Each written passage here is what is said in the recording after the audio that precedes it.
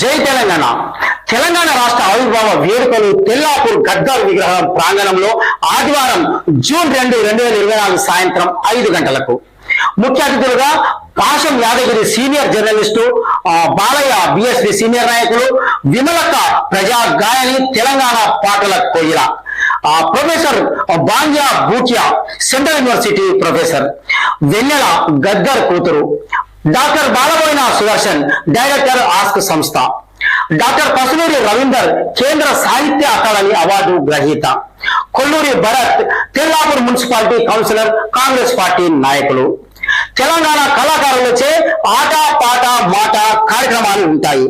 ఈ కార్యక్రమాన్ని నిర్వహిస్తున్న గద్దర్ గలం అధ్యక్షుడు కొల్లూరి సత్తయ్య. ప్రియమైన సోదర సోదరులారా, తెలంగాణ రాష్ట్రం ఆవిర్భవించి 10 ఏళ్లు పూర్తి చేసుకుంది.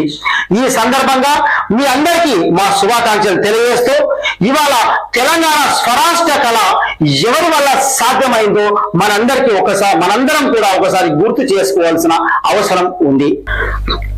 తెలంగాణ రాష్ట్ర సాధనకు ముగ్గులు పోసింది 1969 తొలిదశ ఉద్యమం.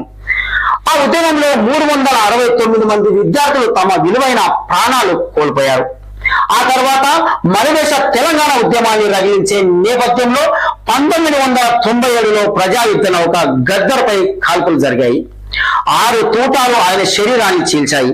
అయినా ఆయన మృత్యువును జయించి త్రుటిలో బయటపడ్డారు.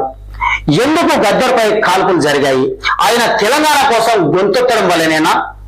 ఇక అదే పరంపరలో భువనగిరి కేంద్రంగా తెలంగాణ ఉద్యమాన్ని తన పాటలతో రగిలించిన బెల్లి రవితను సైతం పొట్టన పెట్టుకున్నారు ఆనాటి పాలకులు.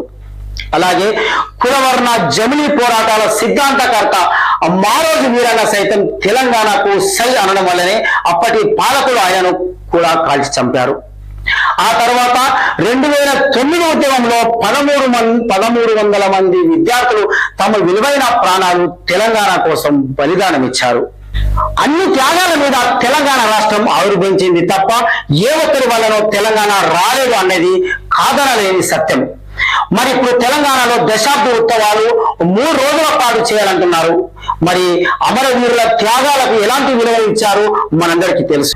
అందుకే గద్దర్ దళం తరఫున సాధించుకున్న తెలంగాణను సామాజిక తెలంగాణగా మార్చుకోవడానికి ప్రజలందరూ కార్యోన్ముఖులు కావాలని పిలుపునిస్తున్నాము.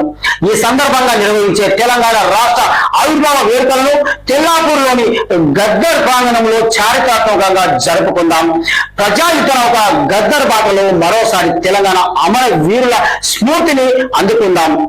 జూన్ 2, 2024 ఆదివారం సాయంత్రం జరిగే తెలంగాణ రాష్ట్ర ఆవిర్భావ వేడుకల్లో ప్రతి ఒక్కరూ పాల్గొని నిజమైన అమరవీరులకు నివాళులర్పిద్దాం, విజయవంతం చేద్దాం. ప్రజలందరికీ తెలంగాణ రాష్ట్ర ఆవిర్భావ దినోత్సవ శుభాకాంక్షలు. జై తెలంగాణ.